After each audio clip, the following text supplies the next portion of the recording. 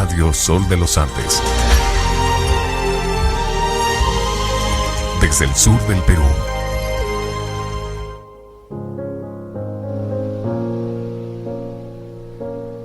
Buenas tardes, queridos radioyentes. Bienvenidos a Momento Literario. Soy de Nilsson y hoy exploraremos una de las historias más conmovedoras de la literatura japonesa, La tumba de las luciérnagas, del autor japonés Akiyuki Nosaka. El día de hoy nos acompaña un panel de invitados bastante únicos para profundizar en esta obra y discutir su impacto y significado. Quiero dar la bienvenida a nuestros invitados de hoy. En primer lugar tenemos a el presidente del club, Freddy. Muy buenos días con todos los radioyentes. Sí, efectivamente, vamos a hablar, ¿no? Vamos a sumergirnos en la literatura japonesa, una obra que da bastante para reflexionar. Sí. También el día de hoy nos acompaña otro compañero del club de lectura, Nilo. Muchas gracias, Denilson. Feliz de volver aquí a los paneles de Club de Lectura y a través de esta emisora que es Radio Sol de los Andes. Sí. Y por último, pero no menos importante, tenemos a nuestra compañera Sofía del Club de Lectura también. Creo que ella es miembro fundadora, ¿no? Muy buenas tardes, Denilson. Muchas gracias por la invitación. De igual manera, muy encantada de participar el día de hoy con ustedes. Sí. Vamos a hablar sobre la biografía de Akiyuki Nosaka. En esta ocasión, podemos comenzar con una breve sinopsis de La tumba de las luciérnagas para luego pasar a la biografía. Para nuestros oyentes que quizás no están familiarizados con esta obra, es una obra que se sitúa en el Japón de la Segunda Guerra Mundial, donde seguimos la historia de Seita, que es un joven de 14 años, y su hermana menor, Setsuko, de 4, ¿no? Tras perder a su madre en un bombardeo, los hermanos luchan por sobrevivir en un entorno devastado por la guerra, y la historia es un testimonio desgarrador de la inocencia perdida y la crueldad de los tiempos de conflicto. ¿Qué nos podrías comentar sobre, un poco para introducirnos a esta obra, Freddy? Sí, ¿no? Acabas de mencionar, efectivamente, Akiyuki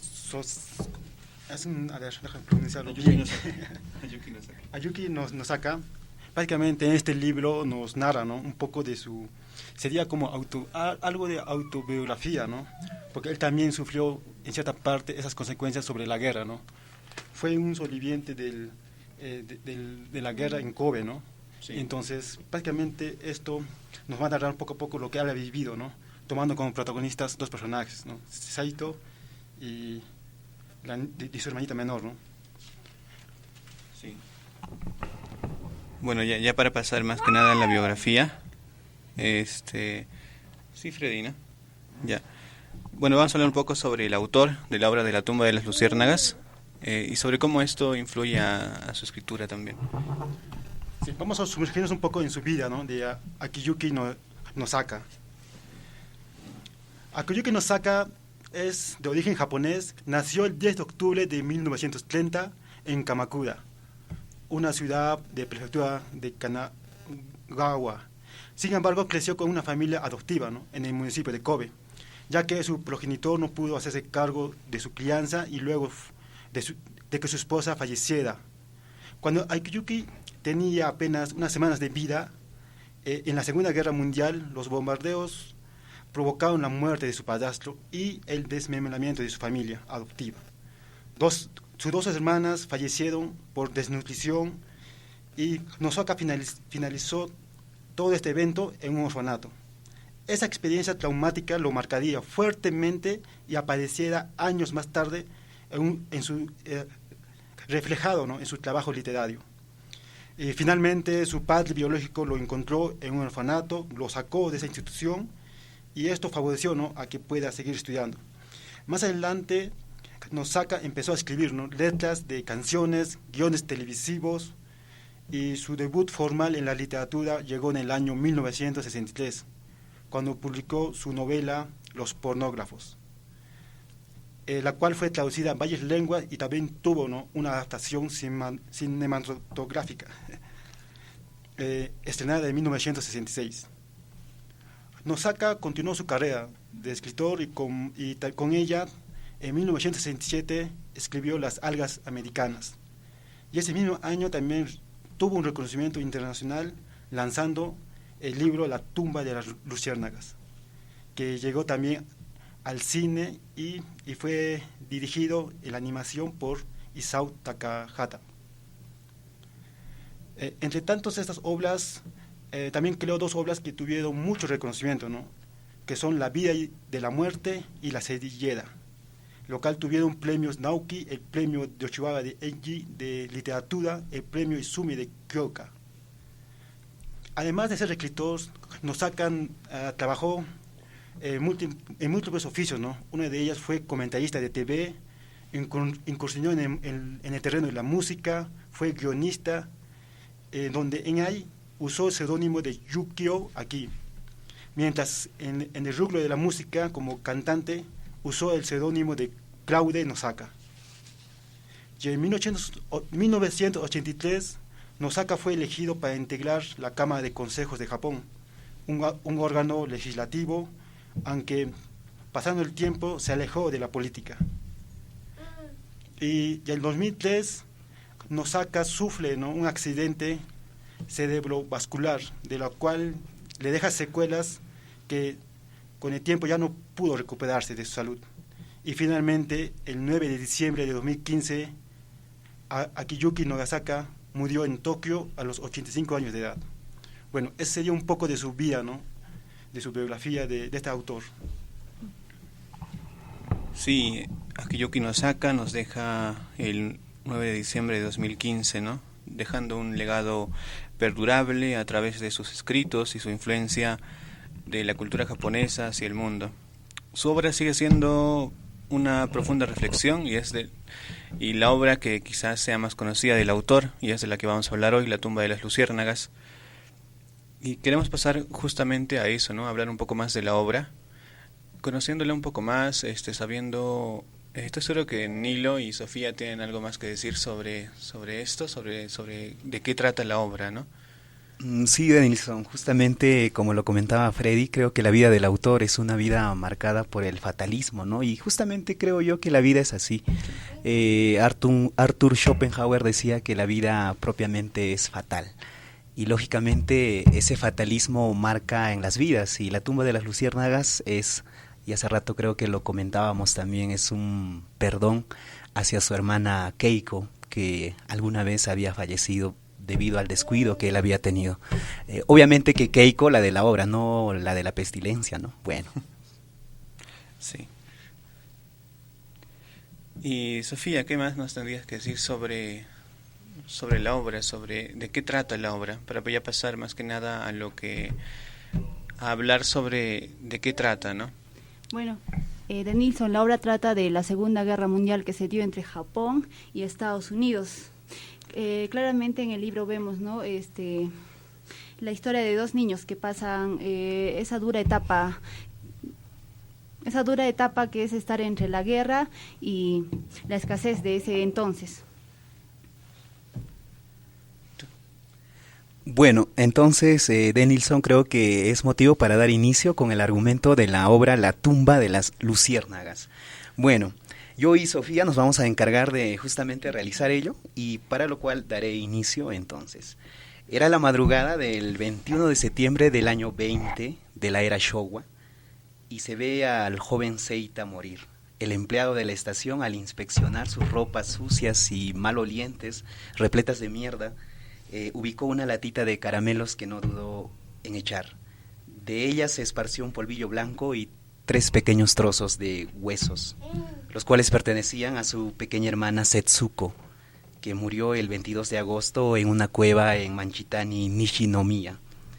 La obra inicia con este triste desenlace y después hacemos un flashback donde vamos a encontrar a un joven Seita huyendo, escapando de los bombardeos que los B-29 estadounidenses producen sobre la ciudad de Kobe. Y en medio de esos desastres, repletos de humareda, por supuesto, se ve a un joven Seita cargando a su hermana Setsuko en la espalda y huyendo desesperadamente, creyendo también que su madre había hecho propiamente lo mismo. Ya después, a posteriori, hallándose en la escuela popular de Mikage, Seita corre deprisa a buscar a su madre y sale a su encuentro el señor Obayashi, quien le entrega un pequeño anillo de jade, que Seita justamente inmediatamente reconoce. Seita corrió a la sala de profesores y ubicó una mujer de la cual se desprendían unos pequeños agujeros en la cara. En medio de todos los vendajes que se enrollaban desde la cintura para arriba, Seita volvió al encuentro de su hermana, guardó el anillo en el pequeño monedero que colgaba del cuello y después se apresuró a llevar hacia su hermana a la arena. El pequeño Seita estimó en hacer giros de gimnasia en una barra fija y lo peor vino después. Seita vio en el monte Ichio cómo incineraban el cuerpo de su madre junto al de otros cadáveres. Guardó las cenizas en una caja de madera y volvió al encuentro de su hermana en Nishinomiya. Bueno, continuando con la historia, ¿no? Seita procede a buscar a un familiar cercano. Busca a una tía que está en otro lugar, lleva a su hermana. Lleva a su hermana al alcance con su tía, pero la tía por un momento les acoge. En ese momento la tía también compasionada, ¿no? En ese momento compasionada porque ellos quedaron huérfanos tanto de padre y de madre. Viendo que Seita lleva comida, ella logra ayudarlos por el momento. A un inicio les trataba bonito, les brindaba apoyo, les dio refugio.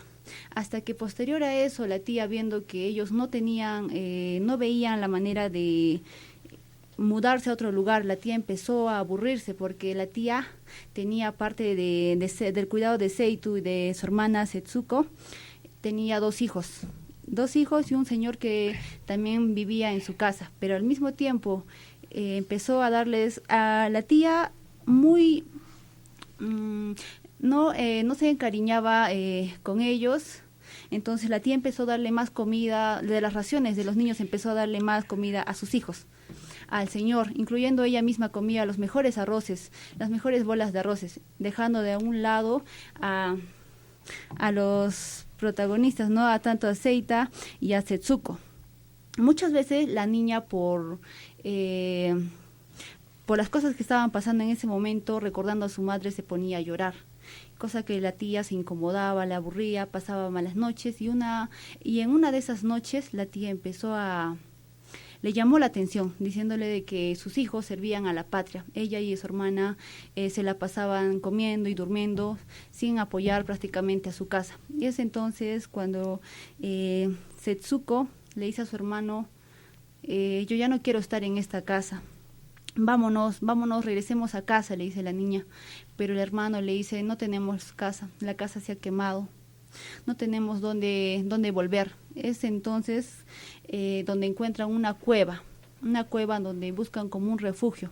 A un inicio solo iban como para escapar del momento de la casa de su tía, pero posterior a eso ellos logran y con el tiempo se establecen en esa cueva. Estuvieron durante un tiempo en esa cueva, en la cual, como era oscura, ellos atrapaban luciérnagas para tener un poco de luz y poder dormir tranquilamente viendo en la noche las luciérnagas y de esa manera tratar de agarrar el sueño. Y bueno, de esa manera Setsuko y Seita pasaban los días buscando comida. Setsuko lo que hacía tenía los kimonos de su mamá, los llevaba a intercambiar con lo que es con arroz y con todo eso para poder sobrevivir en esos días. Muchas veces cuando ya no alcanzaba, Setsuko y Seita atrapaban sapos, lo disecaban y comían. Es entonces donde la niña empieza a tener sarnas, piojos, y a falta de comida la niña empieza a desnutrirse. Poco después Seita busca ayuda a un doctor, pero el doctor le dice simplemente de que necesita, lo que necesita es alimentarse, nutrirse de la mejor manera, pero es ahí, ¿no?, cuando vemos que Seita no tiene de dónde darle comida, porque los kimonos que ya tenía ya no querían cambiarle, las personas de allá no querían cambiarle, porque ellos mismos veían la guerra cómo se estaba dando y la comida se estaba cada vez agotando. Posterior a eso, Setsuko logra enfermarse más. Sí, estoy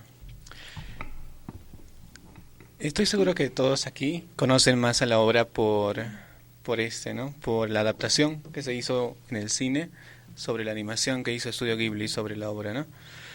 Freddy, ¿qué crees que aporta la película animada a la comprensión de la historia original de Akuyuki Nosaka?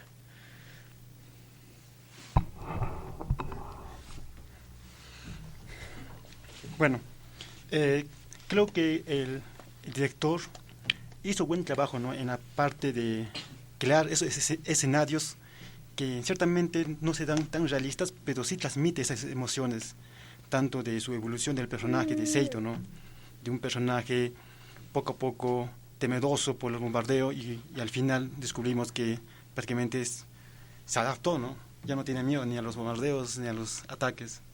Entonces, leyendo la obra y viendo anteriormente ya la película, que creo que todos conocemos por la película, vemos ese trasfondo, ¿no? Imaginarse, cuando te lo narra la obra, te lo imaginas de otra manera, ¿no?, sus emociones, porque acá en la película se maneja mucho la cadencia humana, ¿no?, como poco a poco su hermanita se va deshumanizando, ¿no?, hasta perder, hasta yo diría, ¿no?, hasta un punto de delirio, se podría decir. Y el protagonista también igualito, ¿no?, Seiko, ¿no?, de un personaje vigoroso, primero siendo un niño, ¿no?, después siendo como un padre para su hermana y siendo un hombre vigoroso, ¿no?, con fuerza, con actitud y con muchas ganas de vivir de la vida. Y poco a poco, cuando van pasando los tiempos, eventualidades, se va también deshumanizando, ¿no?, poco a poco. Eso es lo que creo que hay mucho trasfondo entre la literatura que es escrita y el cine, ¿no?, porque nos muestra de una manera más que llega más a transmitir para mi persona, ¿no?, ver esa deshumanización, ver cómo narra la niña, ¿no?, que tiene esos huecos en la cara que ya incluso se ve, ¿no?, sus omoplatos, hasta ese nivel, ¿no?, de humanidad, digamos.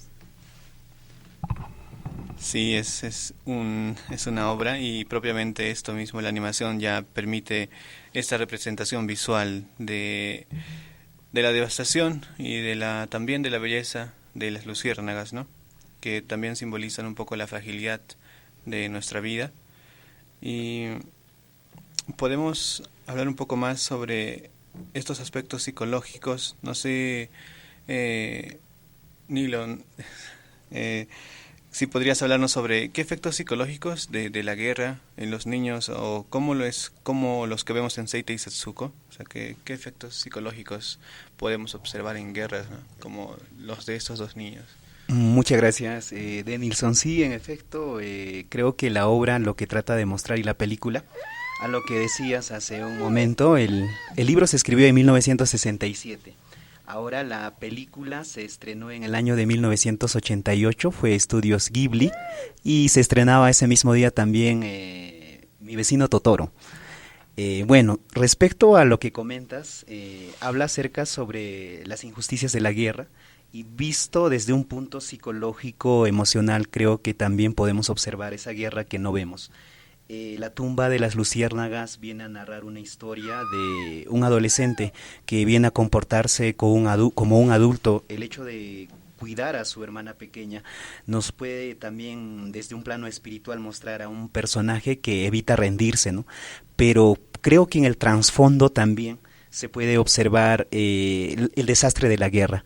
Y bien, ustedes deben de saber, por ejemplo, lo que ocasionó la Segunda Guerra Mundial, a finales ya en el año de 1945, cuando culminaba ya este triste y lamentable suceso, se vio lo que los alemanes habían provocado, ¿no?, en los campos de concentración judíos, y no solamente los alemanes, ¿no?, porque en la Segunda Guerra siempre se sataniza a los alemanes, los soviéticos y los gulag, y si hago una analogía entre Tumba de las Luciérnagas, también lo podría hacer fácilmente con el diario de Ana Frank. Entonces, claramente es una sinonimia que se usa para con la violencia y el efecto producido en la posguerra. Y lo que decías, Denilson, creo que es muy cierto. En la cultura japonesa las luciérnagas simbolizan eso, ¿no? Simbolizan el alma de sus ancestros y también simbolizan la delicadeza de los niños. Bueno, gracias.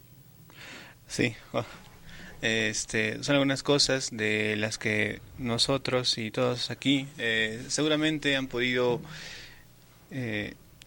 sentir al ver la película o al haber leído el libro también. No les voy a hacer la pregunta de qué es mejor. Bueno, vamos a hablar un poco más sobre esta obra después de este corte comercial, para seguir ahondando más sobre los temas que trata la obra y sobre también las adaptaciones que tuvo esta obra también, ¿no? Listo.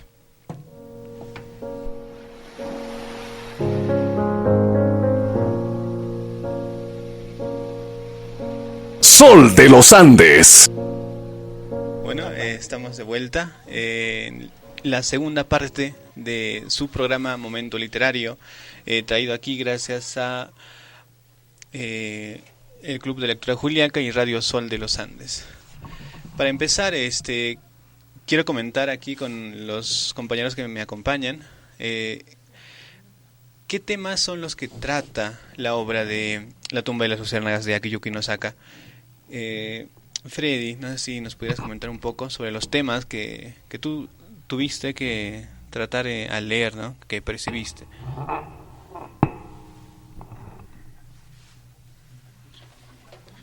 Bueno, cuando vemos tanto el libro como la cinta animada, nos muestra claramente, ¿no?, las consecuencias dentro, justos en el eclipse de una guerra, ¿no?, fuera de los que participan, porque en esta obra nos narra de los que no participan indirectamente en la guerra, ¿no?, como son campesinos, personas, niños que no están directamente en la guerra, ¿no? Y un tema importante que yo veo sobre el protagonista, sobre la historia en sí, como es tal vez que mueve toda la historia, es la ilusión, se puede decir, o se puede decir la esperanza, ¿no? Porque Seito, cuando primero se desmorona, ¿no?, cuando su madre cae en el hospital y posteriormente muere, ¿no?, por causa de la guerra, pero su vida aún sigue está vigorosa, porque aún tiene la esperanza que su padre, que fue un teniente naval, regrese, ¿no?, regrese a cuidarlos a ellos. Entonces, para mí muestra eso, ¿no?, una esperanza del protagonista, ¿no?, que pasando el tiempo todo, cuando se entera de la muerte de su padre, es donde ahí comienza, ¿no?, el mismo personaje a romperse. El mismo personaje ya no tiene una aspiración más de vida, ¿no?, porque también pierde posteriormente a su hermanita, ¿no? Entonces creo que para el personaje muestra eso, ¿no?, un punto de esperanza, esos dos elementos importantes.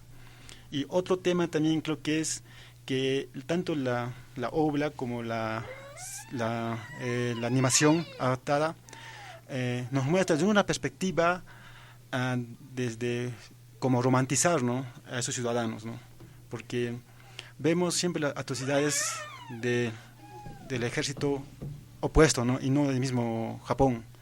Entonces, en esta obra yo veo eso, ¿no?, un tipo de romanticismo como algo parecido a la película, no sé, La vida es bella, ¿no?, siempre satanizando al otro lado, ¿no?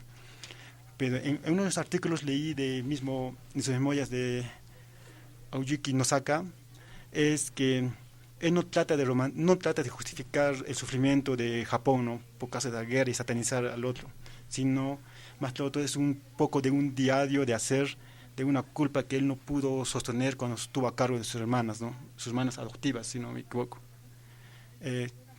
Y más o menos que ese tema, ¿no?, ese tema yo creo que centra más. Sí, La tumba de las luciérnagas aborda varios temas profundos y varios temas universales que reflejan cómo es la experiencia de la humanidad en tiempos de guerra, ¿no? No solamente de los que están luchando en la guerra per se, sino también de los que están afuera, alrededor, esperando, abuelos, madres, e incluso niños, en este caso niños más que nada, y cómo es que esos rezagos de la guerra dejan bastantes problemas, bastantes cambios culturales incluso en una sociedad, en un entorno. En sí, en la Segunda Guerra o en las guerras casi nunca nadie gana, ¿no? Siempre pasa esto. Japón se supo reponer a esto y ahora está como está, ¿no? Pero aún así siempre tiene y trata y aborda estos temas en bastantes de sus obras sobre lo que les dejó la guerra. Y La tumba de las luciérnagas es un claro ejemplo de esto, ¿no? ¿Qué más nos podrías comentar, Nilo? Bueno, lo que yo podría resaltar, creo yo, es la poca empatía que muestran las personas, ¿no? Hay una frase del máximo representante del cinismo que se llama Diógenes de Sinope, que decía: más conozco al hombre, más quiero a mi perro, y creo que encaja perfectamente. Por otra parte, creo que somos una sociedad muy sumida a la violencia, una sociedad que se equivoca siempre, y seguimos equivocándonos. Séneca decía: errarem humanum est, errar es humano, pero los católicos le agregaron después y decían: pero perseverar en el error es diabólico. Seguimos perseverando y vemos, ¿no? Continúan las guerras, continúa el desastre, y creo que vamos a culminar como esa película de 1970, El regreso del planeta de los simios, donde la gente culmina venerando a un misil. Entonces creo que es el destino. Suena un poco fatalista desde ese punto de vista, pero es la cruda y triste verdad, ¿no? Sí, yo creo que incluso ahora mismo no estamos tan lejos de eso, ¿no? Estamos a una delgada línea de quizás una tercera guerra mundial o quizás no. Bueno, la cuestión es que estamos quizás en ese momento, y ahora mismo vemos mucho esto de que la misma sociedad ya quizás se conforma con cualquier cosa, más que nada eso en lo político, ¿no? Porque no hay alguien que sea muy buen político, al menos en Perú. Lo vemos con nuestros gobernantes. Tenemos que elegir entre lo que está mal y lo que no está tan mal, ¿no? Estamos como que ahí, o quizás los dos son peores, entonces elegimos entre eso a veces. Y Freddy, ¿qué tema más, aparte de los temas que ya se abordaron aquí, pudieras comentarnos? Yo. Un tema que veo en los protagonistas es esto, ¿no? El cambio, básicamente sería las traumas, ¿no? Cómo es la evolución psicológica de Seito y de mismo su hermanita, que me olvidó su nombre. Setsuko. Ya, en la obra, claramente, como dice Nilo, hay claramente una falta de empatía, ¿no? Entre esos dos seres que son huérfanos, ¿no? Tanto cuando ellos mismos van a pedir recursos, ¿no? Porque su padre, al pertenecer a un ejército naval, siempre tienen ciertos suministros para sus familias, ¿no? Pero en este caso, Seito, cuando va a recoger lo que le pertenece, como que le dan de lado, ¿no? Le rechazan, ¿solo por qué? Porque no está inscrito, ¿no? Solo por eso. Entonces hay una falta de empatía, ¿no? Entre dos seres, ¿no? Incluso en la parte cuando comienza la historia nos dicen, ¿no? Que Seito está sentado en un estacionamiento de tren, ¿no? Y claramente ahí vemos, ¿no? Está moribundo, y poco a poco nos narra, incluso en la estación se ve más claro, ¿no? Cómo las personas pasan y solo ven poco a poco derrumbarse, ¿no? Una alma. Y hasta que al final el que le recoge le ve, ¿no? Entonces eso nos muestra un cambio psicológico, tanto cómo es la sociedad, ¿no? En ese ámbito, y cómo se comporta directamente contra seres capaz que no tienen un sustento seguro, ¿no? Sí. Como abandonados, digamos, porque de cierta manera lo abandonan, ¿no? Incluso si en la obra se refleja mucho cuando ellos van a la cueva, ¿no? Muchos de los campesinos sabían que vivían niños en la cueva, incluso en la historia lo narra, lo dice, ¿no? Pero aún así no iban, ¿no? A auxiliarlos. Tal vez es un temor de que, como dicen, ¿no? Que mis recursos se agoten, ¿no? Y no para mantener los niños, porque se dice que los niños comen más porque están en etapa de crecimiento, desarrollo, ¿no? Entonces, creo que un cambio mucho para hablar, ¿no?, sobre esa perspectiva, ¿no?, tanto desde la parte de externo de ellos y de ellos mismos, cómo lo toman ellos. Porque yo veo que lo toman primero de una manera libre, libertad, como un niño, ¿no?, como todo niño, pero poco a poco, viendo cómo las consecuencias, se va volviendo indirectamente cerdito maduro, ¿no?, hasta tener esa capacidad, digamos, de decir que no me importa, igual voy a robar productos y robar. No me importa que el humo afecte mis órganos o afecte algo, iba a saquear las casas. Entonces, eso a mí me llama mucho la atención, ¿no? Cómo llega un niño a pensar eso, ¿no? Y que ya no le importa su vida, solo de su hermanita, ¿no? Como está jugando con su vida en pleno bombardeo. Es lo que me recuerdo de esa parte.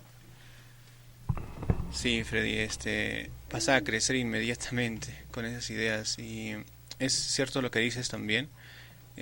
Cómo es que un servidor público a veces está más expectante de que se le acaben los recursos a él, en vez de ayudar, ¿no?, en vez de repartirlos. Así está inscrito. La idea, por algo, es un servidor público, ¿no? Y vemos actualmente justo eso mismo. Hay niños, hay niñas que no reciben este apoyo, y reciben este apoyo pero de manera voluntaria, de organizaciones, pero ajenas al Estado, ¿no? Y mucho esto. Y coméntanos un poco más sobre esto, Nilo. Sí, en efecto, lo que dice Fred y tanto lo que comentas tú, Denilson, creo que enfoca, ¿no?, la cruda vulnerabilidad de la niñez. Y no solamente de la niñez, sino también de la vida misma, ¿no? Hay un bonito poema, no sé si ustedes recuerdan, de Vallejo, Los Lagos Eternos, donde decía: Dios mío, estoy llorando el ser que vivo, me pesa haber tomado de tu pan, pero este pobre barro pensativo no es costra fermentada en tus costados. Y creo que justamente calza ahí, y pues la vida para mí es una vida fatal, ¿no? Bradbury decía: todas las mañanas salto de mi cama y piso una mina, esa mina soy yo. Después de la explosión me paso el resto del día recogiendo los pedazos. Wow, sí. ¿Qué enseñanzas, ya luego de haber hablado un poco de los temas de la obra, ¿por qué creen que Akiyuki Nosaka, el escritor, escribió esta historia? ¿Cuál era la intención del autor? Sí, Lila. Creo yo que en el fondo es tratar de adentrar a esa humanidad que hemos perdido, ¿no? El amor al prójimo que justamente hablan los cristianos, lo que se llama Avalokitesvara para los budistas, y pues justamente, pero si nos vamos al campo real, creo que hay un cuento de Max Silva donde dice, un epitafio final: aquí yace Juan Pérez, que pesa 67 kilos, pero que fue aplastado por la realidad que pesa 67,000 toneladas, ¿no?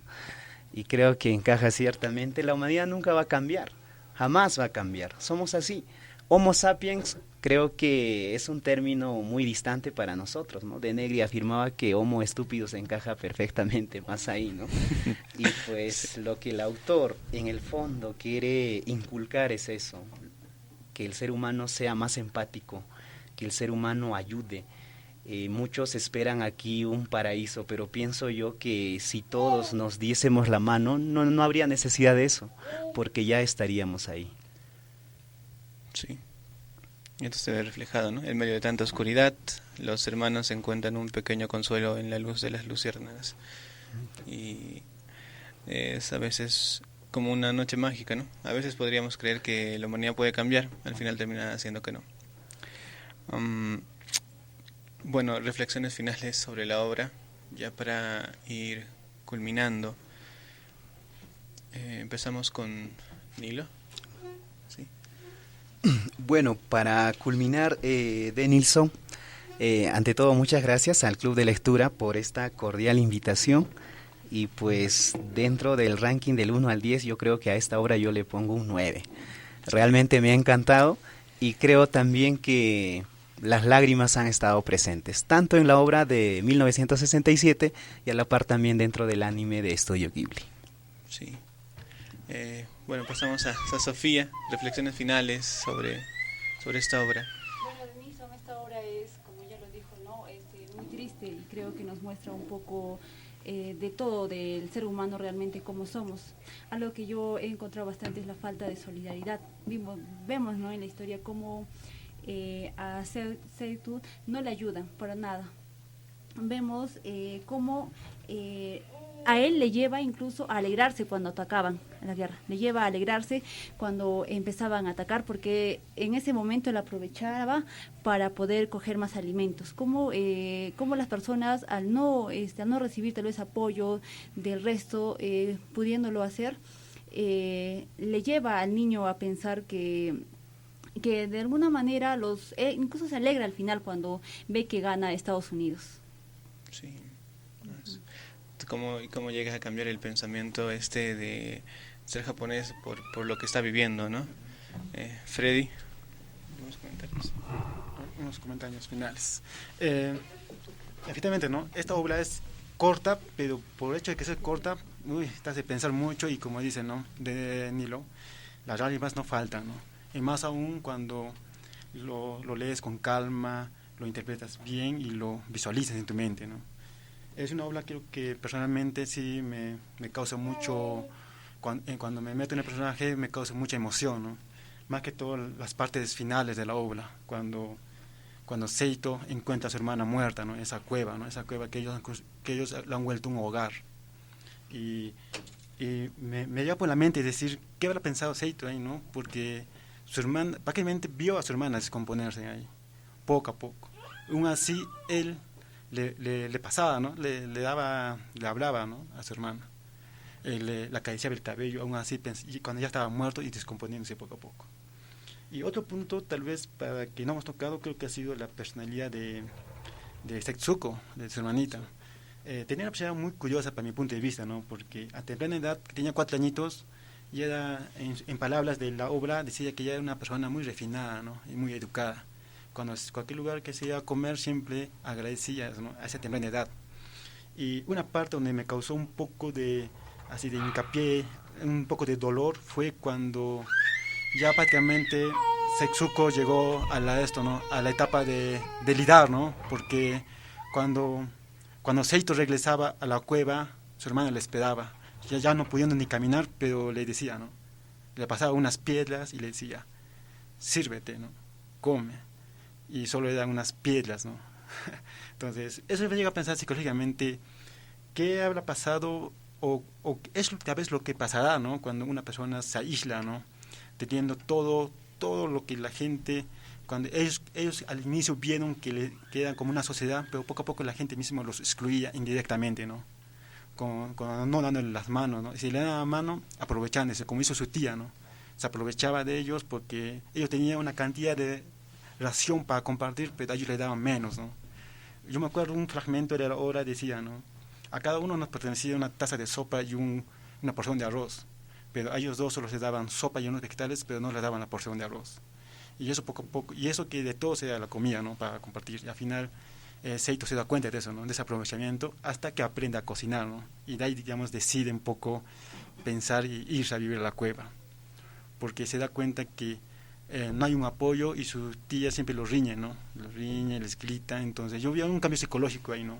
Por eso tal vez, como mencionó Sofía, cómo llega un niño, un adolescente a festejar cuando destruyen tu ciudad. O sea, yo también me imagino, en el mismo relato dice que cuando caían las bombas él cantaba y decía, ¿no?, o sea, yo creo que como gritaba un grito de alegría, porque era su momento perfecto para saquear, robar todas las provisiones, e indirectamente en su inocencia hacía eso, ¿no?, porque estaba salvando la vida de su hermana.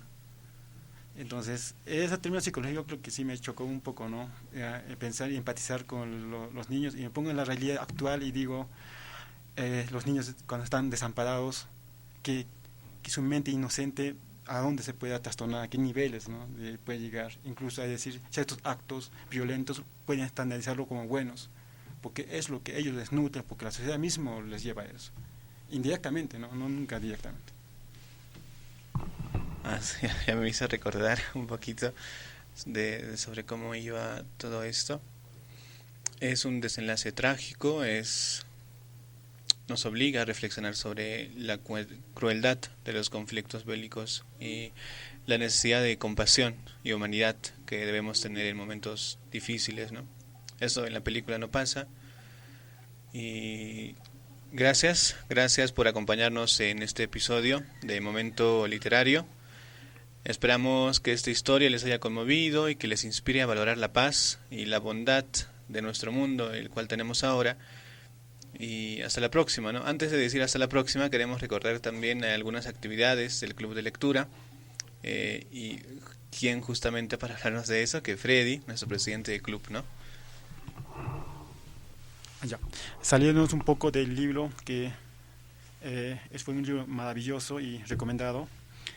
Y hablando un poco del club, ¿no? Del Club de Lectura, hoy día tenemos una elección del libro en un lugar donde siempre nos acoge amablemente Cinero Venecia, Café Venecia, Venecia, y invitados a todos los miembros que quieran unirse por nuestro fanpage de Facebook como Club de Lectura Juliaca, y siempre estamos al tanto a nuevos integrantes que quieren amar este mundo de la literatura y compartir unas opiniones del libro, ¿no?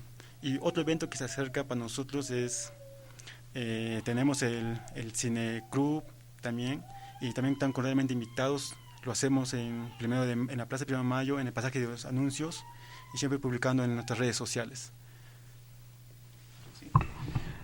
Bueno, como escucharon, el día de hoy tenemos elección del libro para la tertulia del mes. Esto sí, bueno, quería preguntarte antes de terminar ya que estamos casi al finalizar, ¿qué temáticas, de los del club que nos están escuchando, qué temáticas se van a abordar en este mes para la elección del libro? Ya. En este mes hemos optado por hablar de dos temáticas, ¿no? Ciencia ficción y el realismo costumbrista, ¿no? Con esas dos temáticas vamos a elegir el libro, y siempre en nuestras redes sociales publicamos qué libro vamos a leer, y los que se quieran unir o en su casa acompañan con la lectura, estamos ahí pendientes, y también tratar de que todos los amigos traigan unos buenos libros, que siempre lo traen, para poder conversar sobre esos dos temas, que son la ciencia ficción y el realismo costumbrista. Listo, muchas gracias Freddy. Entonces ya nos vamos retirando el día de hoy, y nos vemos también el próximo sábado para volver a hablar de otro libro y de otro autor que seguramente va a ser otra vez maravilloso. Y nada más que decir, gracias a Radio Sol de los Andes, gracias a Club de Lectura Juliaca por permitirnos este pequeño espacio, esta horita en Radio Sol de los Andes, ¿no? Muchas gracias.